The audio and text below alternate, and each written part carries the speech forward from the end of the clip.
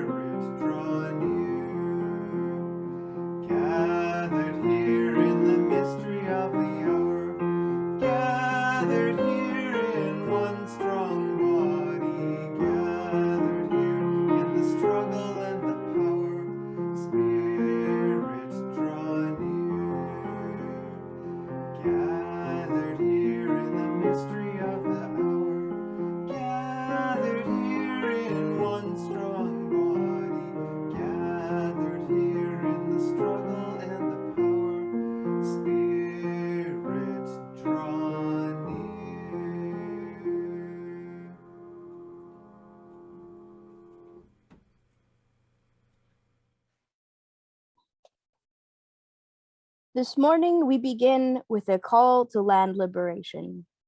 Amiskwichi Waskahikan, the Cree name for Edmonton, meaning Beaver Hills House, is on Treaty 6 territory. It is the traditional home of diverse Indigenous peoples, including the Cree, Blackfoot, Métis, Nakota Sioux, Iroquois, Dene, Ojibwe, Saulteaux, Anishinaabe, Inuit, and many others. I and others in this room are located on Treaty 6 territory. Please add your land acknowledgements the way you know best in the chat as we complete ours. Land acknowledgements are a beginning, a way to respectfully draw attention to the journey of reconciliation in this place and within ourselves.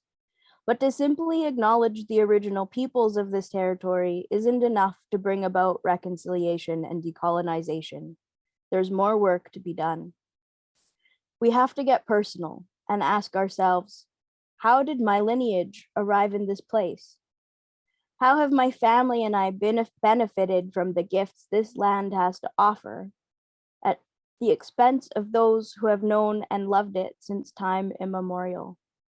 And what can I do with my agency, my unique gifts, and my access to various forms of power to be in better relationship to the land and its original peoples?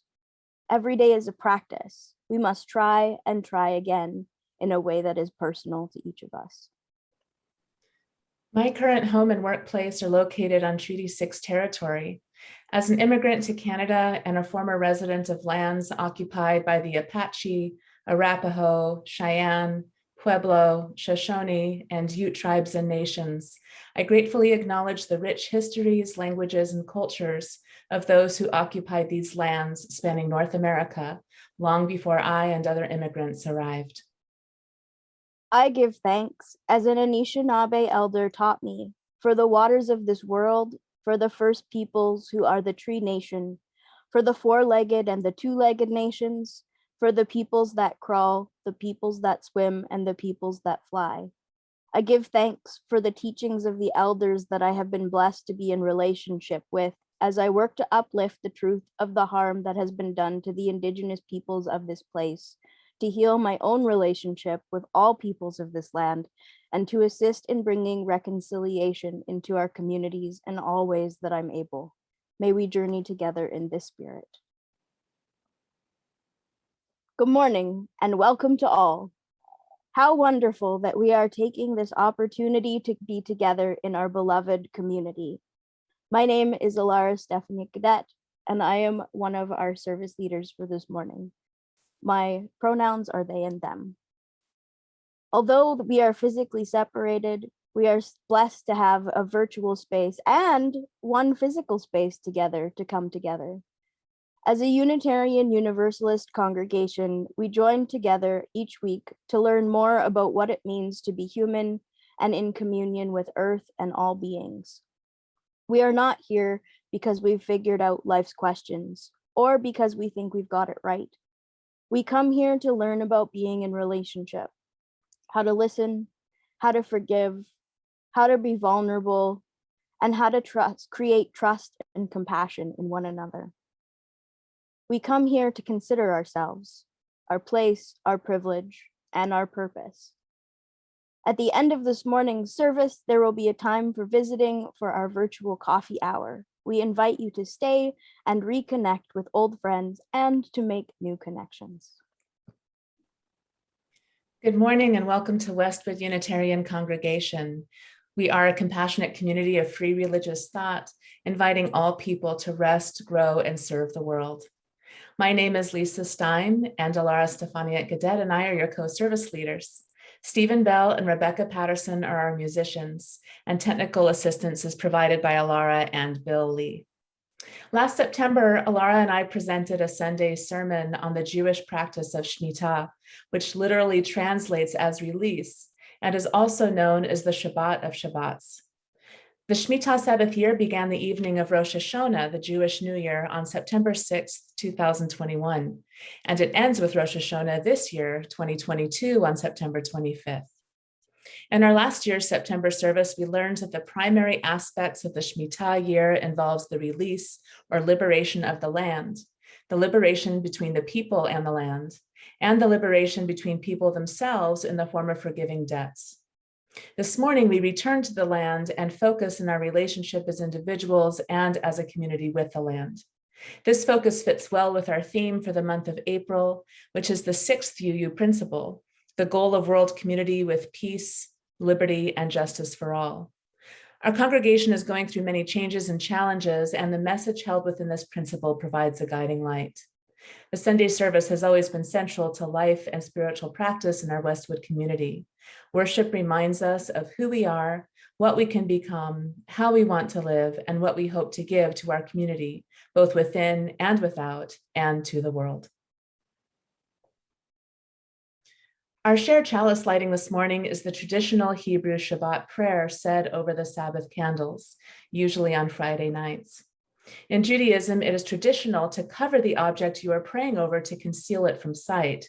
But because you can't light candles without seeing the flame, we first light the candle and then bring the light to our eyes 3 times.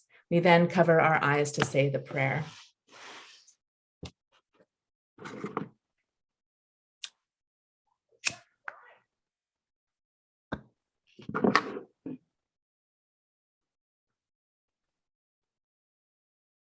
Baruch atah Adonai, Eloheinu melech haolam, asher kiddushanu b'mitzvotzov, v'tzivanu lahalik ner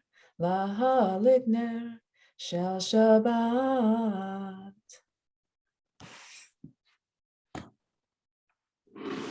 Blessed are you, eternal our God, sovereign of time and space. You hallow us with your mitzvot and command us to kindle the lights of Shabbat.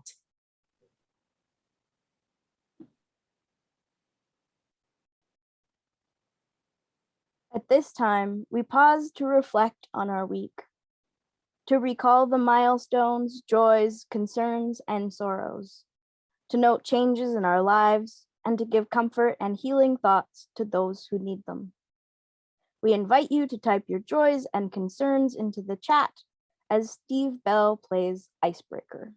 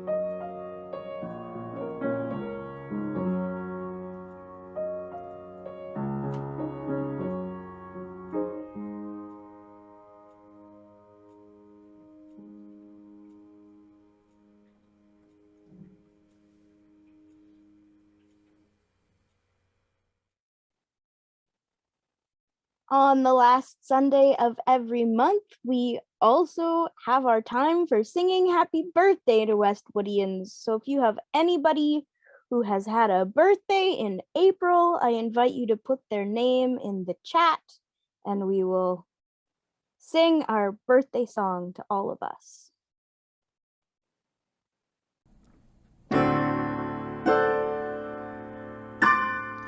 Happy birthday to you. Happy birthday to you. Happy birthday, dear Westwoodians. Happy birthday to you and many more.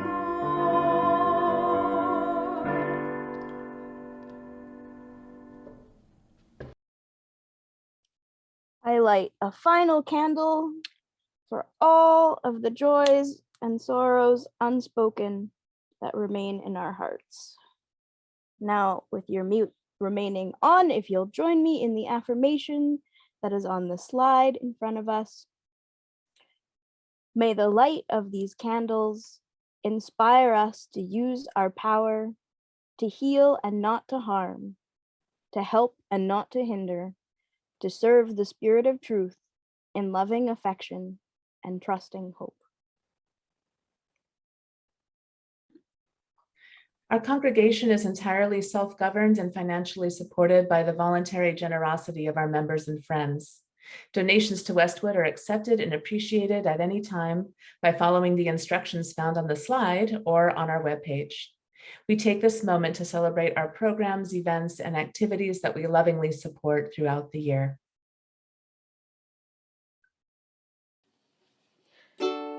From you I receive, to you I give, together we share, and from this we live. From you I receive, to you I give, together we share, and from this I live to live.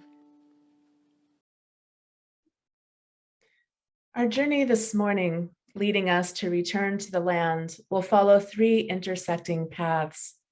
The first path will be one of time, from the ancient origins of Shmitah to modern expressions that bring the intention of Shmitah into our lives during this current Sabbath year.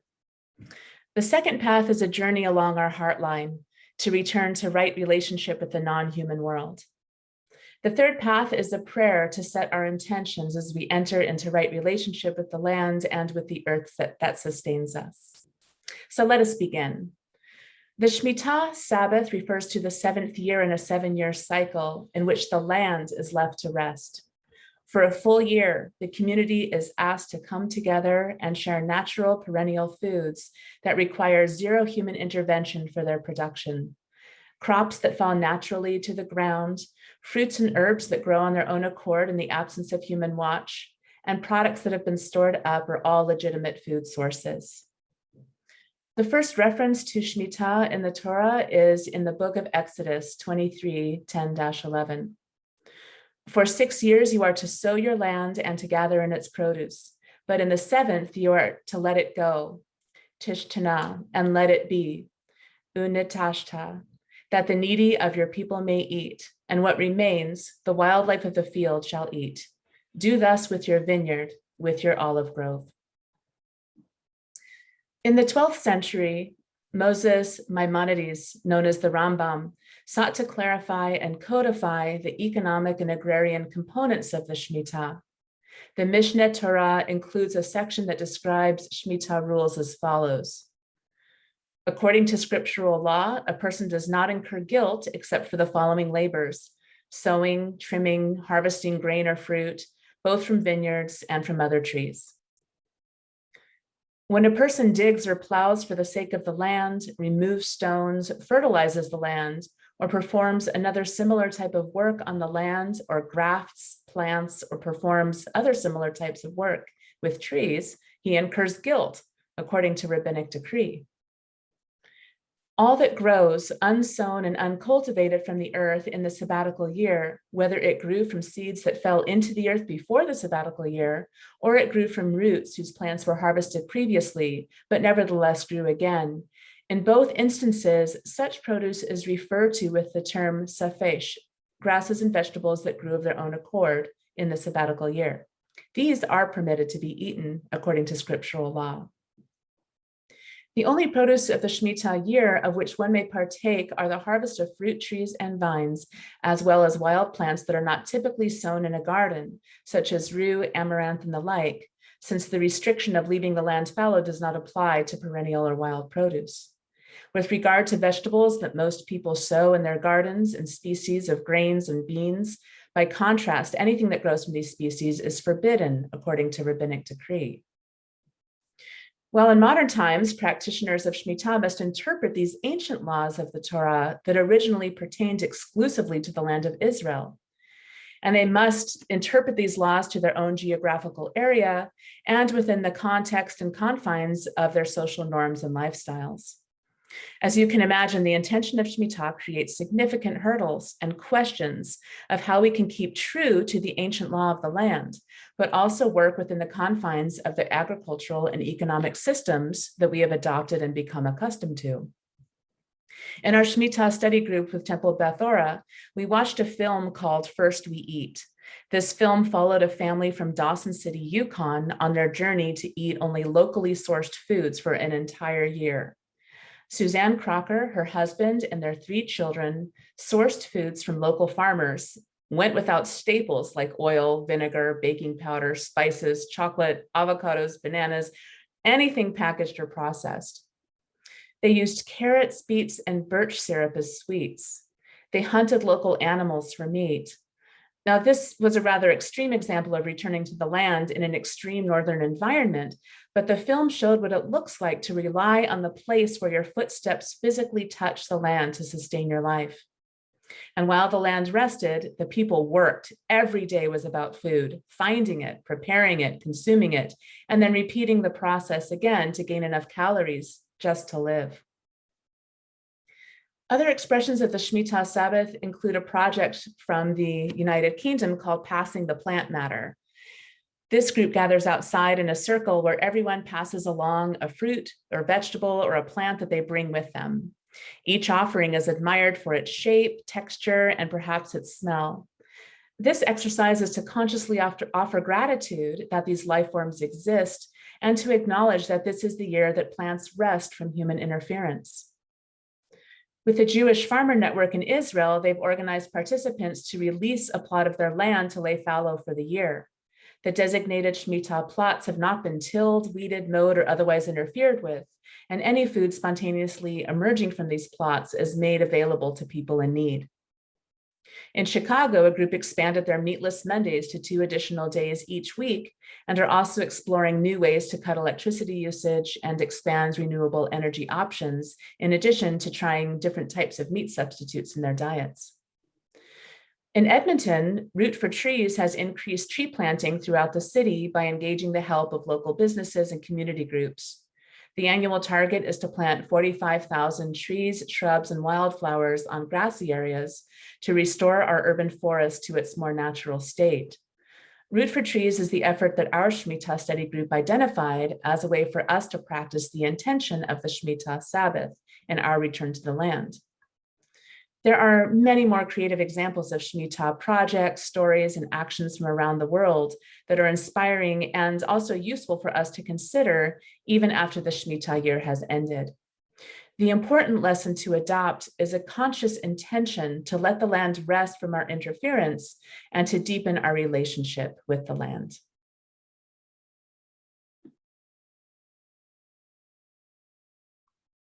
In a recent blog post on the website The Shmitah Project, Rabbi Gila Kane of Temple Beth Ora writes, "This is the strongest lesson of Shmitah, that the non-human world around us and within us is filled with its own intelligence, its own Torah. In Judaism, Torah is the law of God, which was passed to Moses and a foundation of the Jewish faith. So the implications of this statement are quite radical.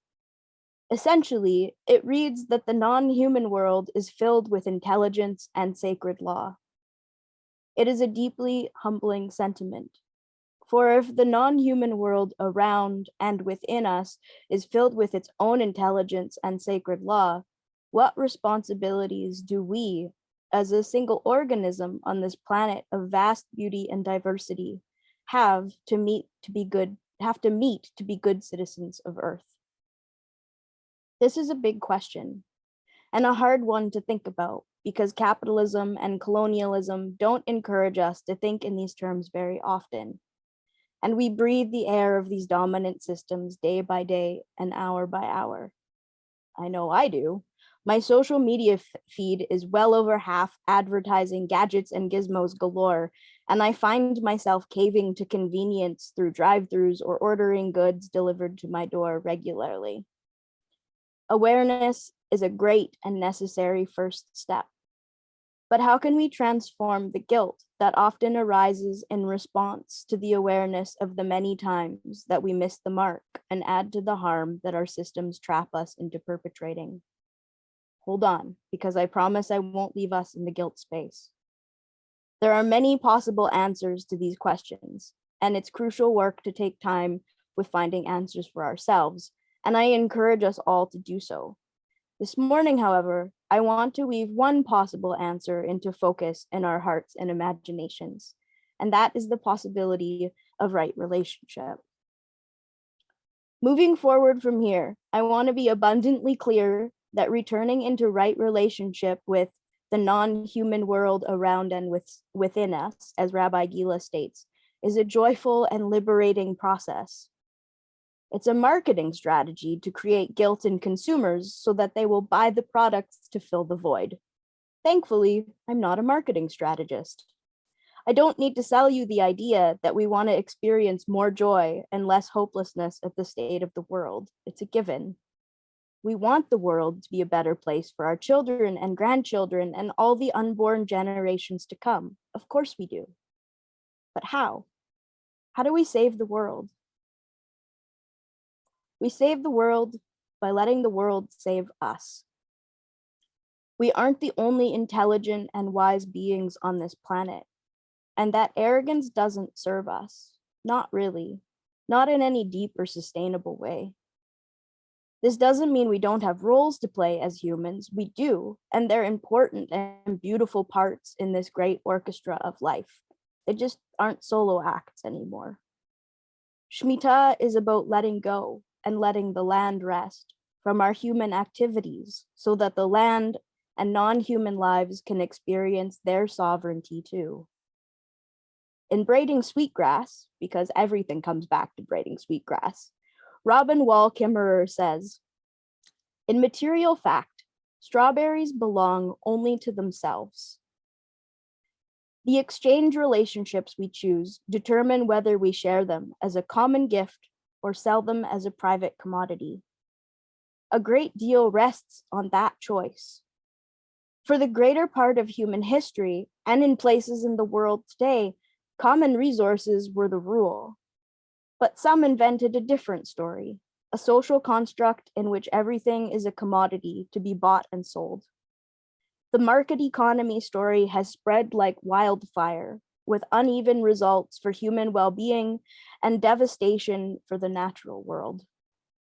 But it's just a story we have told ourselves, and we are free to tell another, to reclaim the old one. Shmitah is another story offering to reshape a humility which lifts up the gifts that life offers us. I encourage you to do your best not to take this as a metaphor. For sovereign beings, all have gifts to offer, and that's where the joy blossoms forth from.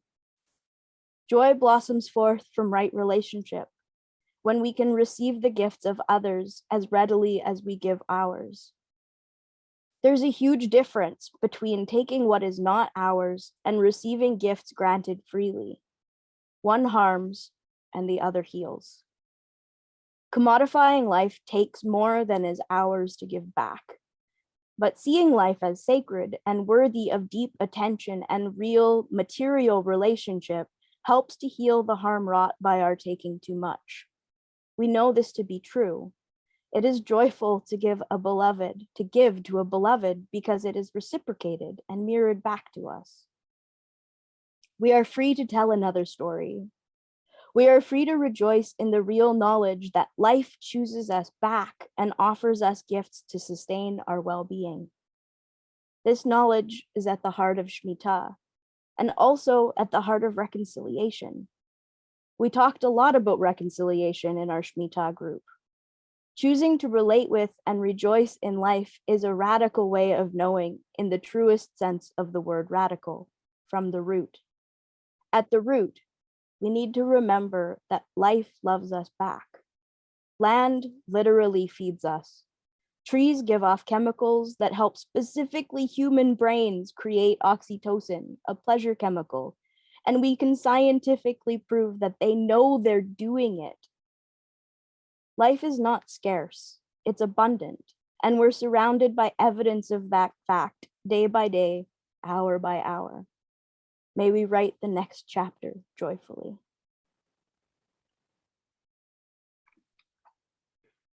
Our final meditation this morning on our return to the land is the focus on prayer, a Jewish prayer to be exact. The word Hirachiman translates to the merciful one, which is also one of the many names of God. Hirachiman refers to a series of blessings, setting intentions for ourselves and for the world. The after-meal series of 4 blessings is called the Birkat Hamazon. After these blessings is a series of short prayers, each starting with the word Hirachiman, which asks for God's compassion. For Shmitah, Rabbi David Seidenberg of Neo-Hasid in New York City wrote a special Hirachiman blessing that we would like to share with you this morning. To quote Rabbi Seidenberg, this Hirachiman blessing refers to all 3 kinds of liberation, and it does that by using 3 different verbs that include the letters shin and bet. The first, yashiv, comes from the word turn, lashav, and it refers to our returning to a right relationship on a heart level with the earth. The second, naishev, comes from to settle or dwell, lashavet, as in shavet achim gam yachad, how good it is for all people to dwell together. And it refers to liberation between individuals in the year of release when debts are canceled and food is shared. The third, bishofta, comes from lishbot, to rest, and it refers to the Shabbat that the land itself enjoys in the Shemitah year. As it says, the land will enjoy her Sabbaths. This is the true nature of tikkun olam, tikkun, repair, and restoration on all these levels together. That is what must happen to fix the world. Yai lai, yai lai, yai lai lai lai lai lai, yai lai, yai lai, yai lai lai lai lai, yai lai, yai lai, yai lai lai lai lai, yai lai, yai lai, yai lai lai lai lai lai lai lai, yum bye bye. Yum bye bye bye bye, yai bye, yum bye bye, yum bye bye bye bye bye bye, yai bye, yum bye bye, yum bye bye bye bye, yai bye, yum bye bye, yum bye bye bye bye. הרחמן הוא ישיב ליבנו אל הארץ, אל הארץ. הרחמן הוא ישיב ליבנו אל הארץ, אל הארץ למען נשב יחד עמה בשובתה כל שנת השמיטה. כל שנת השמיטה נשב יחד עמה בשובתה כל שנת השמיטה. kol shnat hashmita. Yam paradam paidai, yam paradam paidai, hi hi hi hi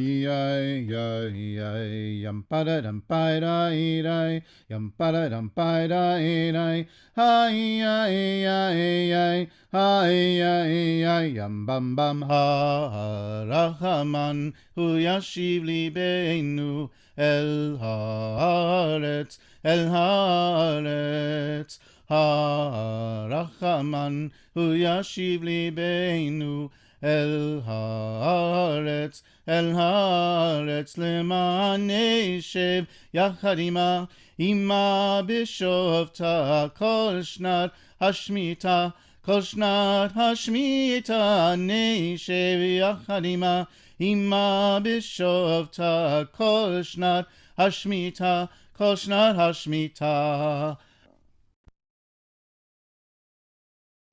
Our final hymn this morning is 1064, Blue Boat Home, played by Steve Bell.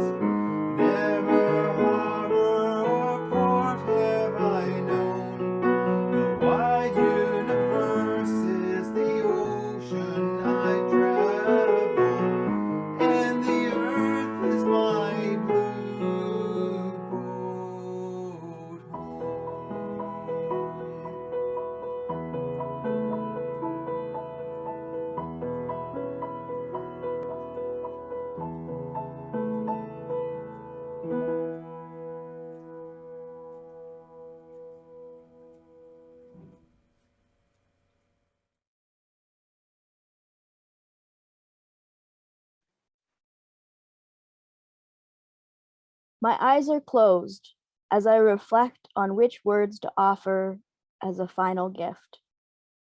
He has brought me to this quiet place, my soft, purring friend Atticus, who sleeps on my lap, who pulled me away from screens and out of the anxiety of finding the perfect ending in someone else's words. In essence, those words asking to be spoken are, what if we knew in our most tender, heartfelt places that land loves us? What inside us could be reconciled if every time we moved outside, we were greeting beloved family members and liberated beings? If we knew in our tender and most heartfelt places, Earth is Mother, would we go outside and touch the soil and ask her what she needs to heal? What if we knew in our tender, most heartfelt places that every time we weave strands together in this great web of life, the whole web is strengthened? What might happen then?